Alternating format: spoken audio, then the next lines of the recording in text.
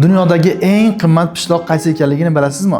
Shunday pishloq navlari borki, ularni hatto barcha milliarderlar ham o'ziga ravo ko'ravermaydi. 5-o'rin Italiyaning Caciocavallo pishloqi. Bu pishloq shakli va ta'mi bilan ajralib turadi. U faqat festivallarda tortiladi va maxsus podolicha zoti sigirlar sutidan tayyorlanadi. Narxi 1 funt uchun taxminan $200. 4-o'rin qora pishloq Black Lemon. Ichki qismi yumshoq, usti qattiq, qobiqli va yengil limon ta'miga ega. Narxi 1 funt uchun taxminan $320. 3-o'rin bug'u sutidan tayyorlangan pishloq. Juda yumshoq va og'izda eriydigan pishloq. Asosiy xususiyati bug'u sutidan tayyorlanishidir.